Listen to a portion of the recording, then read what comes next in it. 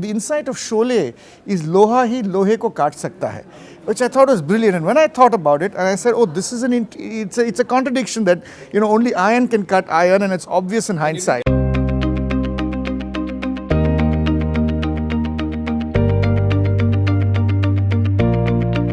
I'm joined by Sudhir Sitapati, Executive Director at Unilever, and we're talking about marketing and a lot of other things today on the sidelines of a wonderful episode of Brand Studio Live that we've just shot. Sudhir, 20 years in Unilever and now a book which I've got here, inspired by the great company, and very interestingly it's called The CEO Factory. I notice that the book's name is very strategically chosen. Tell us a little bit about that. I mean, why the CEO Factory? Rameet, 6 months ago I had met Chiki Sarkar, the publisher of Juggernaut, and she said, look, there's a book waiting to be written on Hindustan Unilever.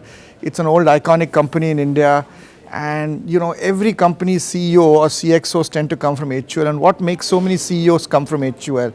I said, look, I'm a busy guy, I've got a day job, I'm not here to write books. But it got me thinking, and I started thinking about HUL and why so many CEOs come. And the real reason for so many CEOs coming from HUL is it's a company that's had unmatched performance over a 60-70 year period. There are very few companies in the world. For example, in 1957, when Hindustan Unilever was incorporated, it was among the top 5 private sector companies in India. In 1986, when the Sensex was formed, it was a top 5, and today it's number 4. In a 60-year period, it's impossible to find a company that stayed top of the game. And ultimately, the reason lots of CEOs come from Hindustan Unilever is it's managed, despite troughs and peaks, managed to stay on top of the consumer game in India. And when I sort of thought about this I thought there's certainly a story waiting to be written about this great company. So I said, okay to Juggernaut, and I did it. It's a lovely name, though. Yes. And it's enticed me to read the book. I've had the privilege of reading it, and it has lots of gems. And I noticed among the many gems in the book a line which said, great CEOs are great marketeers. Is it fair then to say that marketing and brands are well entrenched in the DNA of the company? Oh, very much. You see, the best CEOs and CMOs are the same people, because the job of marketing is to identify and fulfill consumer needs.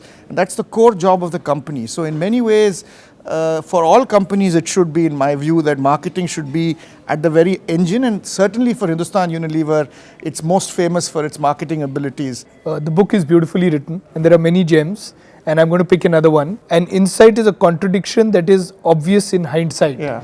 I agree with it. I've just never been able to express it as beautifully. In fact, I think it's a very insightful definition of an insight. I find it fascinating that you refer to insight as the competitive advantage for Unilever marketing, which of course has been best in class for many, many, many years. Yeah. But competitive advantage, tell us more.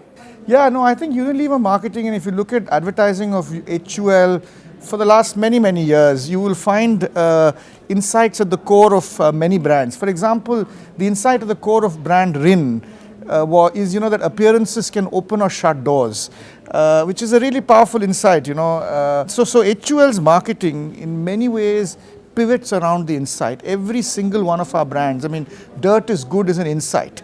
It's a contradiction. Dirt is normally bad, but dirt is good but it's obvious in hindsight, because while for adults dirt is accidental, for children, dirt is always a consequence of learning.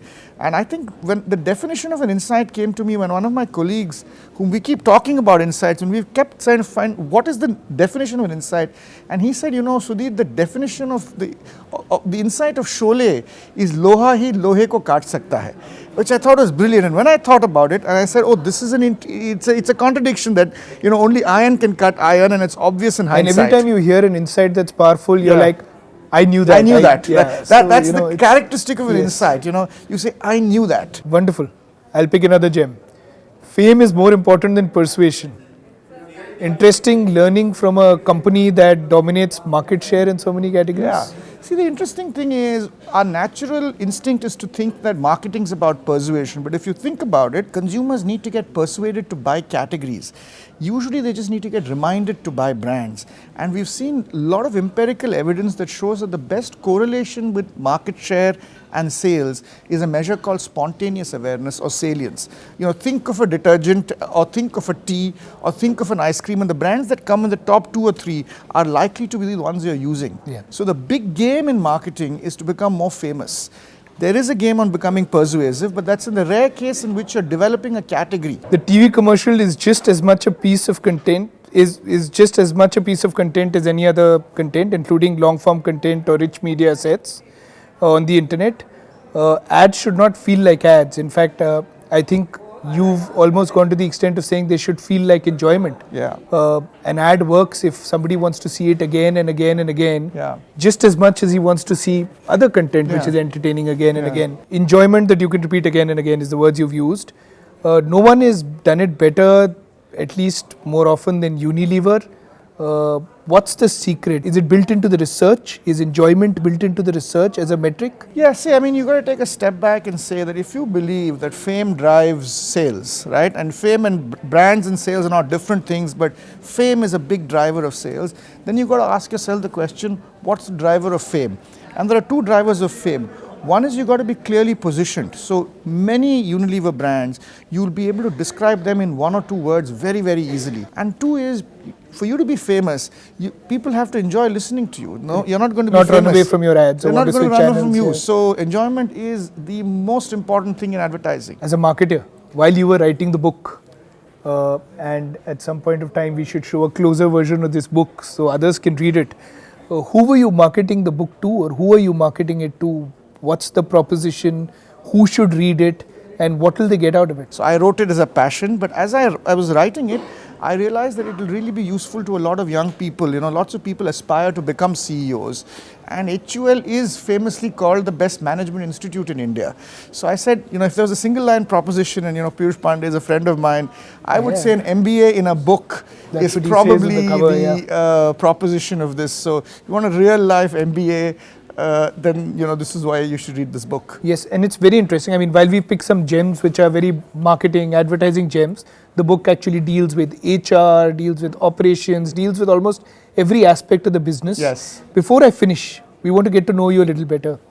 When you're not working or writing a book, what are you doing? I just sort of chill out and hang out. I go to the beach. I have a house near the beach, and I go there and I enjoy a good drink, and I enjoy reading. So I enjoy doing not very much. That's As a marketer, where do you derive your motivation, energy, inspiration, the thing ideas? that I love the most. In fact, what I'm going to do now after I meet you is I'm now going to go into some very low-income consumers and spend some time with them. Next 2-3 hours, I've got booked between 2 and 5 actually. So I derive most of my energy in traveling and meeting people. I hope the book does really well. Thanks. Because I think a lot of young people, I think everybody should read it now that I've read it. And best of luck. Thanks. And thank Rameet. you for Thank having you. come to the newsroom today. Thanks a lot to me. Thanks. Yeah.